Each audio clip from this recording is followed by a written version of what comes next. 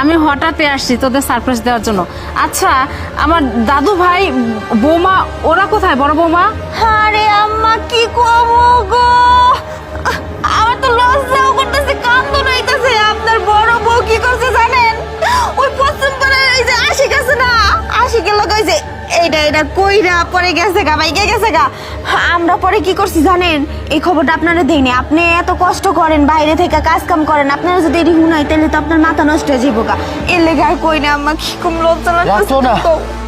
মান সম্মান কিছু রাখলো না মা, আমাদের মান সম্মান সব হাটে বাজারে বিক্রি করে দিয়েছে তোমার ওই বড় বউ। আমার বড় ভাইটা মরে যাওয়ার পরে এরকম ভাবে যে ঠকাবে আমরা বুঝতেও পারিনি মা, বিশ্বাস করো। বিশ্বাস? হ্যাঁ বিশ্বাস? কি ভাবছিস আমি কিছু জানি না? সব কিছু জানি। বল কি করছিস? বড় বৌমা, হ্যাঁ বল ওদের সাথে কি করছিস তুই? বাবা, আরে ভাবি তুমি না চলে গেছিলা অন্য ছেলের সাথে আবার চলে আসলো?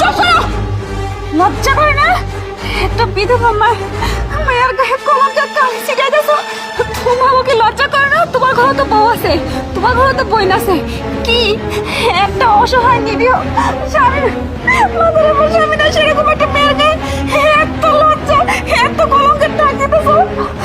তোমাকে বিবেক করতে কিছু দেয় না? দেখছেন মা, ভাই থেকে বাইর করে দিয়েছে, আর এখন বলতেছে আমার নাকি চরিত্র খারাপ। মা শোন, আমি আর কোনো কথা শুনতে চাই না।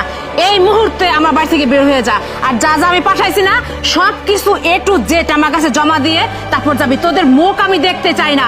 যা তোরা বের হয়ে যা। মা মা মা শোনো না, আমি তো তোমার ছোট সন্তান, আমার কথাটা একটু বোঝার চেষ্টা করো। এখন যা হওয়ার হয়ে গেছে, আমি যদি রাস্তায় বের হয়ে যাই, তোমার এই যে এত সুন্দর বৌমারা নিয়ে আমি কোথায় থাকবো? তুমি একটু বোঝার চেষ্টা করো। তুই কোন মুখে আমার কাছে ক্ষমা চাইতে আসছিস?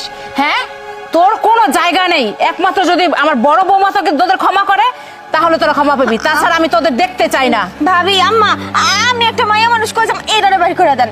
এটাই সব দোষ করছি, ওর দোষ সব। ভাবি আপনি আমার মাফ করে দেন না। তোমাকে নাটক করতে হইব না। আমি যদি তোমাকে বাড়ি থেকে বাইর করে দেই তাহলে তোমাকে আর আমার মধ্যে পার্থক্য কি থাকবো? তোমাকে মতো তো আমি এতটা বেইমান অকৃতজ্ঞ হইতে পারি না। মা যা হওয়া তা তো হয়ে গেছে, নতুন বছর পড়ছে, সবাই মিলামিশে একসাথে থাকি। মা ওদের যদি লজ্জা হয়ে থাকে তাহলে কোনোদিন এই ধরনের কাজ করবো না। শুনছিস? কত বড় মনের মানুষ, শিক্ষা গ্রহণ কর ওর কাছ থেকে, ঠিক আছে? পরবর্তীতে আমি যেন এরকম আর কখনো না দেখি। হ্যাঁ, তুমি ঠিক কথা কইছ। আসলে আমরা তো আমাদের রক্তের লগে বেইমানি করছি, তাই না কও?